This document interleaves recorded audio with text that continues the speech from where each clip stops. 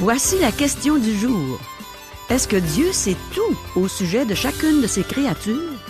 La réponse à cette question va nous amener à mieux connaître Dieu aujourd'hui à l'émission À travers la Bible.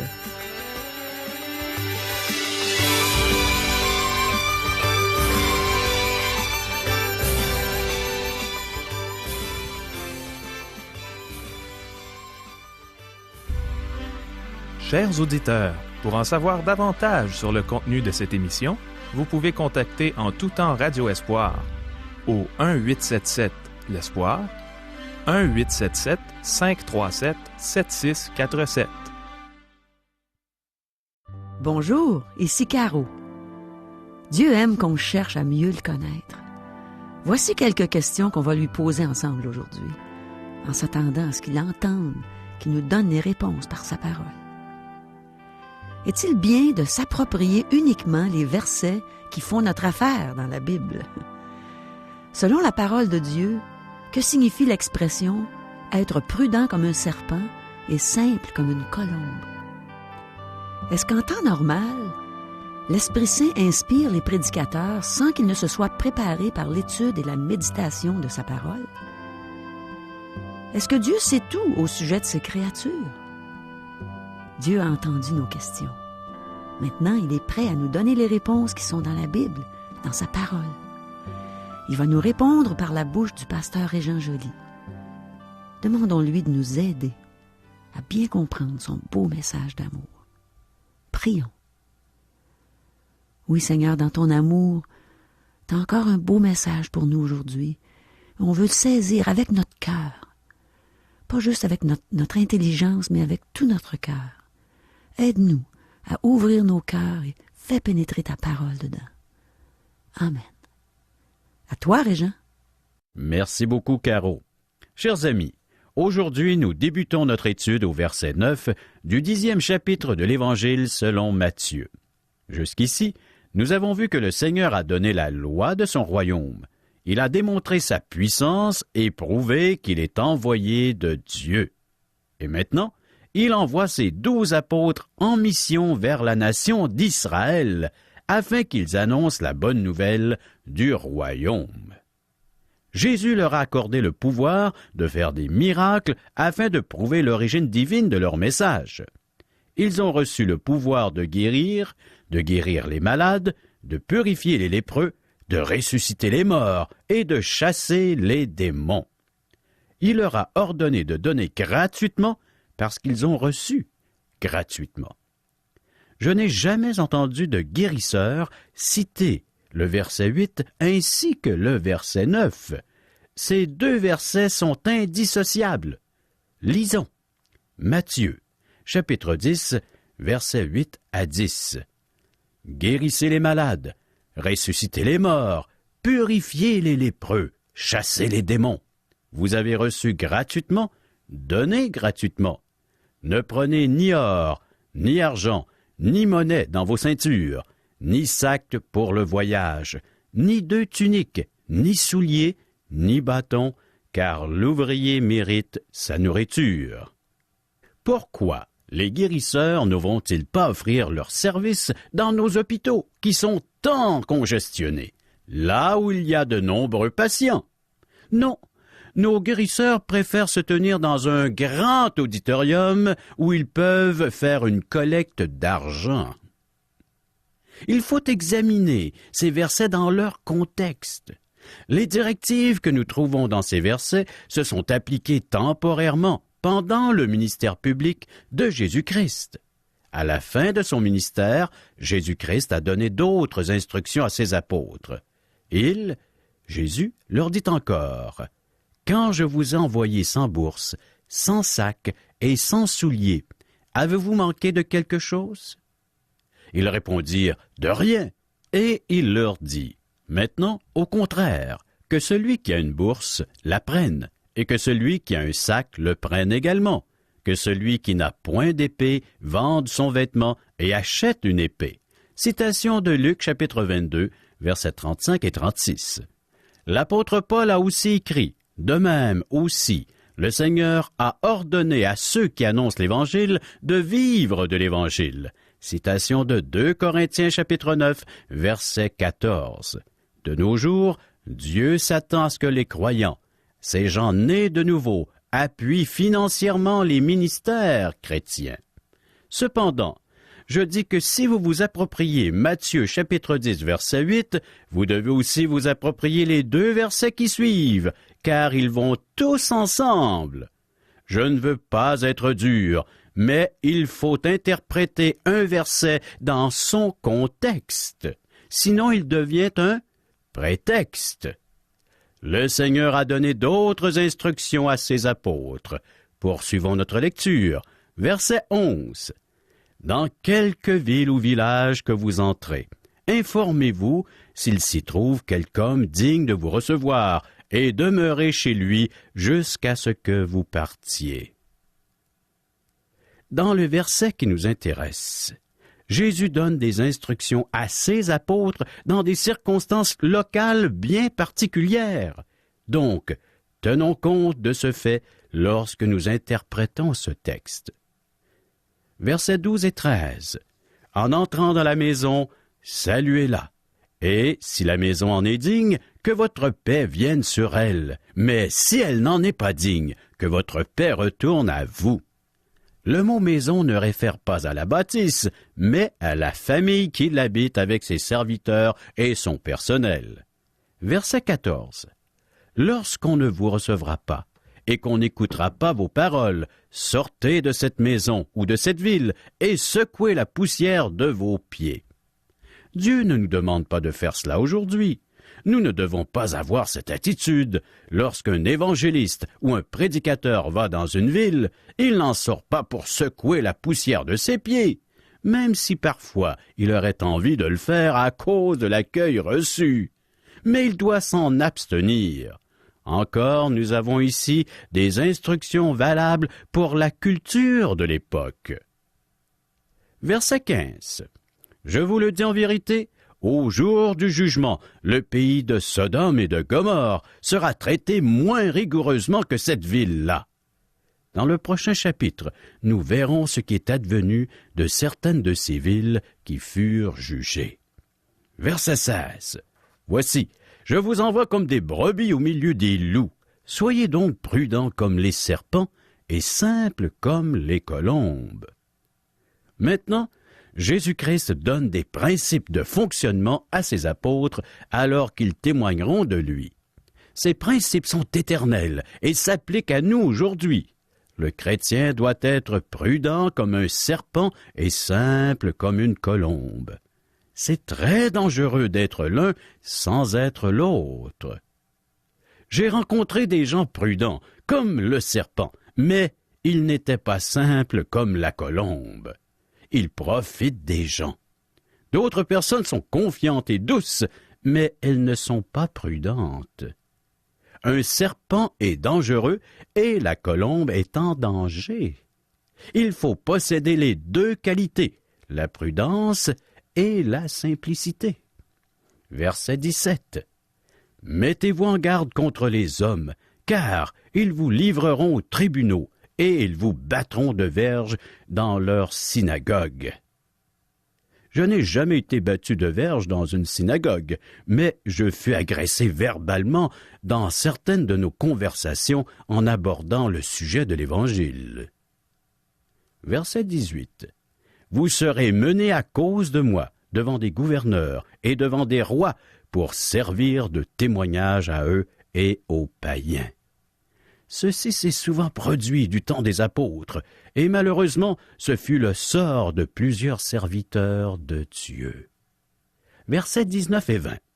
Mais, quand on vous livrera, ne vous inquiétez ni de la manière dont vous parlerez, ni de ce que vous direz. Ce que vous aurez à dire vous sera donné à l'heure même. Car ce n'est pas vous qui parlerez, c'est l'Esprit de votre Père qui parlera en vous. Je pense que ces versets s'appliquent aux serviteurs de Dieu qui n'ont pas l'occasion de préparer leur défense lorsqu'ils sont arrêtés parce qu'ils servent Dieu. Les apôtres, envoyés par Dieu, n'étaient pas préparés pour une arrestation. Et si nous considérons ces versets à la lumière des circonstances locales de l'époque, nous n'aurons pas de difficulté à les interpréter. Malheureusement, certaines personnes s'approprient ces versets et ne préparent pas leurs études bibliques ou leurs sermons. Certains chrétiens pensent qu'ils ne doivent pas préparer une étude et que c'est seulement l'Esprit qui doit les inspirer. Malheureusement, il était très évident que ces prédicateurs n'avaient pas préparé leur message. Un ami de J. Vernon McGee, l'auteur de nos textes, révisait des notes de sermon à une gare car il devait transférer de train. Il devait prêcher ce sermon plus tard dans la journée. Un autre pasteur le reconnut et vint vers lui. Ce pasteur lui demanda ce qu'il faisait, et l'ami de McGee le lui dit. « Es-tu en train de me dire que tu prépares tes sermons? »« Bah oui, n'est-ce pas ce que tu fais? »« Non, je monte en chair et je laisse le Saint-Esprit parler par moi. »« Que fais-tu si le Saint-Esprit ne t'inspire pas immédiatement? » demanda l'ami de McGee. « Je bafouille jusqu'à ce qu'il m'inspire. » Malheureusement, c'est ce que font de nombreux prédicateurs, bafouiller plutôt que de prêcher. Ils justifient leur paresse en citant ce verset que Jésus a dit à ses apôtres. C'est une très mauvaise interprétation de la Bible, et cela ne se produit pas lorsqu'on examine le verset à la lumière de son contexte. Verset 21.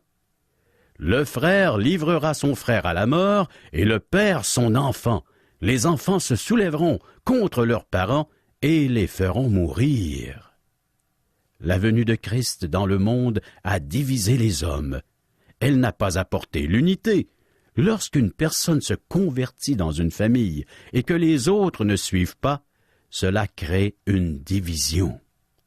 L'apôtre Paul a dit, et je cite, 1 Corinthiens chapitre 1er verset 18, « Car la prédication de la croix est une folie pour ceux qui périssent, mais pour nous qui sommes sauvés, elle est une puissance de Dieu. » Verset 22. « Vous serez haïs de tous à cause de mon nom, mais celui qui persévérera jusqu'à la fin sera sauvé. » Ici, le Seigneur affirme qu'il gardera ses disciples tout le temps de son ministère public, qui durera environ 3 ans. De même, Matthieu 24, verset 13, s'applique à la grande tribulation, mais nous verrons cela au chapitre 24.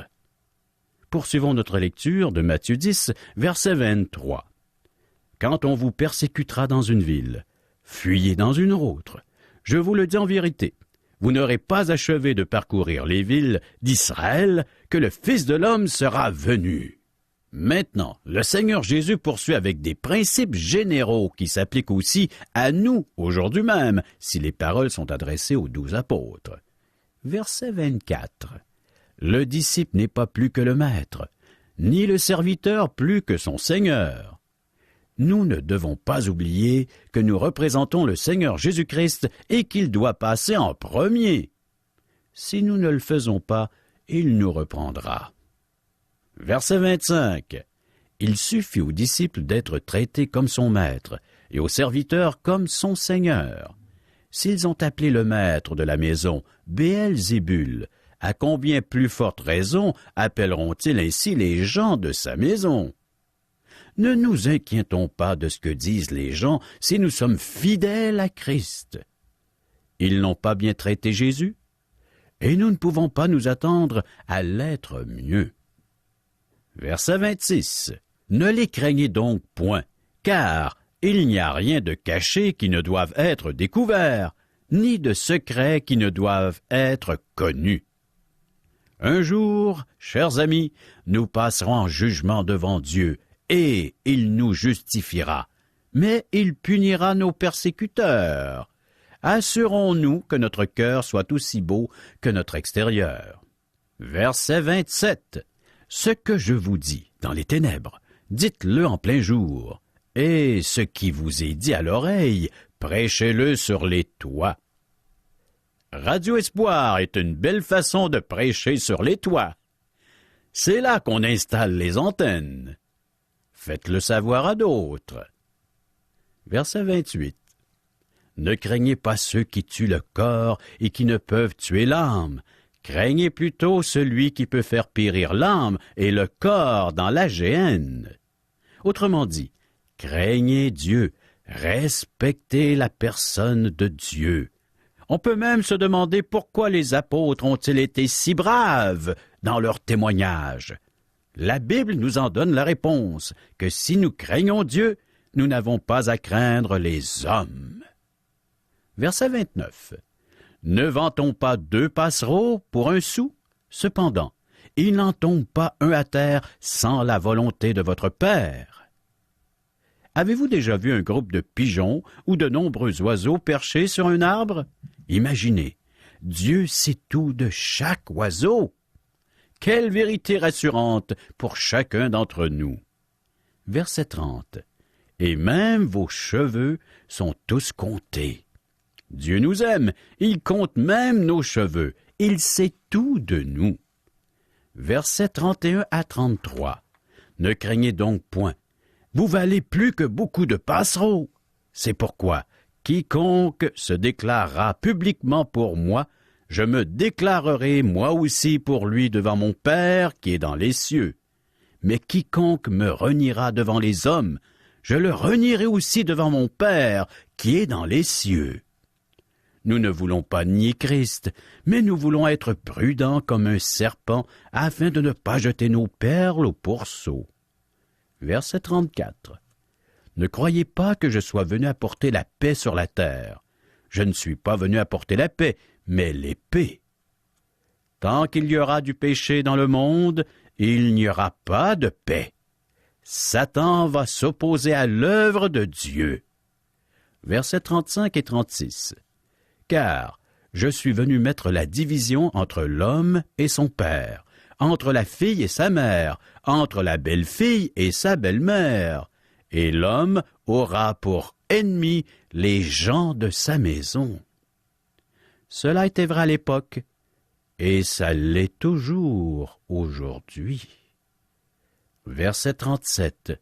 Celui qui aime son père ou sa mère plus que moi n'est pas digne de moi, et celui qui aime son fils ou sa fille plus que moi n'est pas digne de moi. À moins que vous n'ayez souffert à cause de votre prise de position pour Christ, je n'en parlerai pas trop. Nous sommes plutôt de la même race que Simon-Pierre.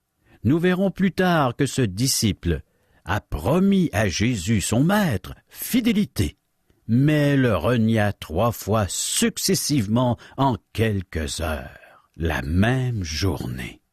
Souvent, nous faisons des promesses, mais sommes incapables d'honorer parfaitement toutes ces promesses. Émerveillons-nous plutôt de la fidélité de Dieu envers nous. Verset 38. Celui qui ne prend pas sa croix et ne me suit pas n'est pas digne de moi. Si nous ne nous consacrons pas entièrement, Dieu nous utilisera très peu. Verset 39. Celui qui conservera sa vie la perdra, et celui qui perdra sa vie à cause de moi la conservera. Celui qui donne sa vie à Christ, en se consacrant à lui, hérite de la vie éternelle. Verset suivant, les versets 40 à 42. Celui qui vous reçoit me reçoit, et celui qui me reçoit reçoit celui qui m'a envoyé. Celui qui reçoit un prophète en qualité de prophète recevra une récompense de prophète, et celui qui reçoit un juste en qualité de juste recevra une récompense de juste. Et quiconque donnera seulement un verre d'eau froide à l'un de ses petits, parce qu'il est mon disciple, je vous le dis en vérité, il ne perdra point sa récompense. Nous ne faisons pas cela pour acheter notre salut, mais nous servons Dieu par amour, et il nous récompense. Jésus s'adresse aux croyants, à ses enfants, à ceux qui l'ont invoqué comme sauveur personnel, à ceux qui sont sauvés et qui ont une assurance d'avoir une place auprès de lui dans l'éternité. Maintenant, au chapitre 11, nous allons voir quelle fut la réception du message de Christ. Et malheureusement, ce fut un rejet. Débutons notre lecture. Matthieu chapitre 11, verset 1er. Lorsque Jésus eut achevé de donner ses instructions à ses 12 disciples, il partit de là pour enseigner et prêcher dans les villes du pays. Propager la parole de Dieu, prêcher l'Évangile, enseigner les gens de notre entourage des principes bibliques, cela est très important. Versets 2 et 3. Jean, ayant entendu parler dans sa prison des œuvres du Christ, lui fit dire par ses disciples, « Es-tu celui qui doit venir, ou devons-nous en attendre un autre ?» Jean était en prison depuis un certain temps, et il devait s'attendre à ce que le Christ établisse son royaume et vienne à sa rescousse. Versets 4 à 6. Jésus leur répondit, « Allez rapporter à Jean ce que vous entendez et ce que vous voyez. Les aveugles voient, les boiteux marchent, les lépreux sont purifiés, les sourds entendent, les morts ressuscitent, et la bonne nouvelle est annoncée aux pauvres. Heureux celui pour qui je ne serai pas une occasion de chute. » Dans le prophète Ésaïe, chapitre 35, versets 5 et 6, nous lisons « Alors s'ouvriront les yeux des aveugles, s'ouvriront les oreilles des sourds, alors le boiteux sautera comme un cerf, et la langue du muet éclatera de joie. Car des eaux jailliront dans le désert et des ruisseaux dans la solitude. » Ainsi que toujours dans le prophète Ésaïe, cette fois chapitre 61, verset 1er, je lis « L'Esprit du Seigneur l'Éternel est sur moi, car l'Éternel m'a oint pour porter de bonnes nouvelles aux malheureux. Il m'a envoyé pour guérir ceux qui ont le cœur brisé, pour proclamer aux captifs la liberté et aux prisonniers la délivrance, pour publier une année de grâce de l'Éternel. » Chers amis, la prédiction du Messie, faite par la bouche du prophète Ésaïe, a été confirmée par les miracles et les gestes et les paroles du Christ. Jésus confirme qu'il est bel et bien le Messie promis. Encore aujourd'hui, vous pouvez bénéficier de son œuvre. Il peut encore parfaitement intervenir dans votre vie. Il est bel et bien vivant, il est ressuscité d'entre les morts, et aujourd'hui, au moment où nous sommes en train de vous partager l'Évangile, si vous recevez ces paroles avec foi, si vous invitez le Christ dans votre vie comme le Seigneur et Sauveur personnel de votre existence, il peut vous sauver. Il peut agir dans votre vie avec sa toute-puissance. Faisons-lui confiance. Nous sommes exhortés à le faire. Dans l'Épître aux Hébreux, chapitre 4, les versets 14 à 16, et je cite, « Ainsi, puisque nous avons un grand souverain sacrificateur qui a traversé les cieux, Jésus, le Fils de Dieu, demeurons fermes dans la foi que nous professons. Car nous n'avons pas un souverain sacrificateur qui ne puisse compatir à nos faiblesses. Au contraire, il a été tenté comme nous en toutes choses, sans commettre de péché.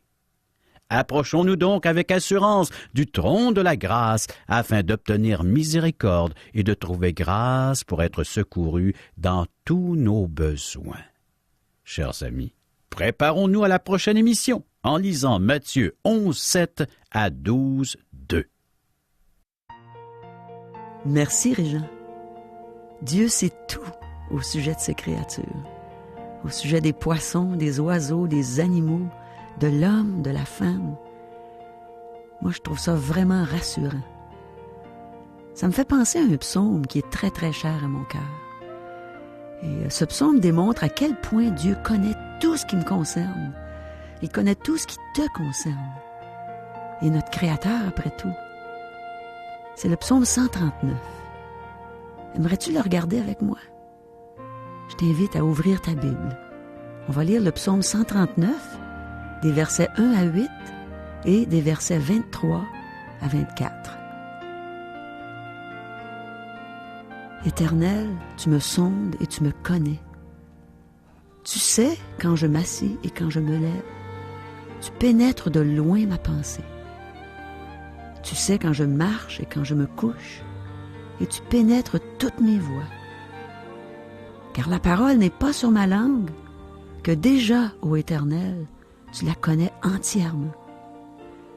Tu m'entoures par derrière et par devant, et tu mets ta main sur moi. Une science aussi merveilleuse est au-dessus de ma portée. Elle est trop élevée pour que je puisse la saisir. Où irais-je loin de ton esprit? Et où fuirais-je loin de ta face? Si je monte aux cieux, tu es là. Si je me couche au séjour des morts, te voilà. Et on continue au verset 23 et 24. Sonde-moi, ô Dieu, et connais mon cœur. Éprouve-moi et connais mes pensées. Regarde si je suis sur une mauvaise voie et conduis-moi sur la voie de l'éternité. Est-ce que ces deux versets-là, ces deux derniers versets sont ta prière? De dire « Sonde-moi, ô Dieu ». À tous les jours, je lui demande de me sonder. Parce que on est pécheur et on est enclin au mal. Je voudrais tellement pas qu'il y ait quelque chose entre Dieu et moi. Et quand je lui demande de me sonder, c'est bien rare que je trouve absolument rien de mal que j'ai pu faire dans ma journée, par exemple. Demande-lui de te sonder, de connaître ton cœur, de t'éprouver, de connaître tes pensées. Il va te montrer si tu es sur une mauvaise voie dans un domaine quelconque de ta vie. Et ce qui est merveilleux, c'est que dès qu'on voit un péché dans notre vie et qu'on se repent, il y a une communion extraordinaire qui s'installe entre nous et Dieu. Cette communion-là, il ne faut pas la briser. Regarde si je suis sur une mauvaise voie et conduis-moi sur la voie de l'éternité. Demande-lui si tu es sur une mauvaise voie dans un aspect quelconque de ta vie. Et sois prêt à te repentir. Il va te pardonner tout de suite. Tu vas goûter à sa miséricorde, aux miséricordes insondables de Dieu. Sa miséricorde est tellement grande qu'on ne peut pas la mesurer, mais on peut en bénéficier chaque jour de notre vie. Alors demeurons en communion avec Dieu. Demandons-lui de sonder notre cœur à chaque jour et confessons nos péchés. Détournons-nous de toute espèce de mal et ça va plaire à Dieu. Et on va demeurer dans une communion extraordinaire avec le Roi des rois, le Seigneur des seigneurs. Vous avez des commentaires? Des questions?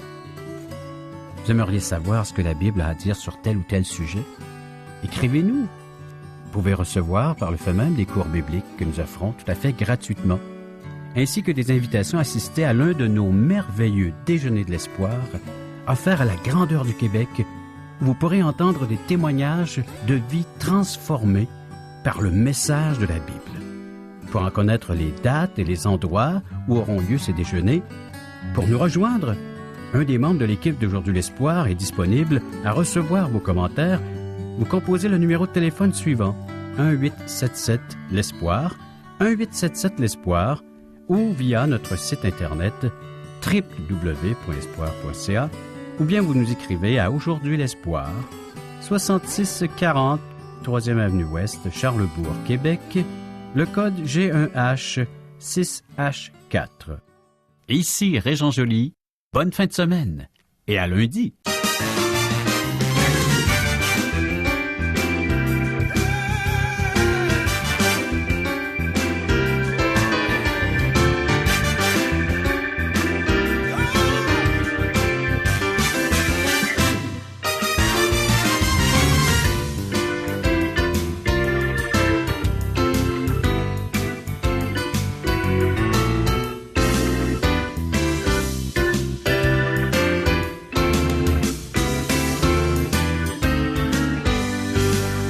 Cette émission vous a été présentée par Radio Espoir.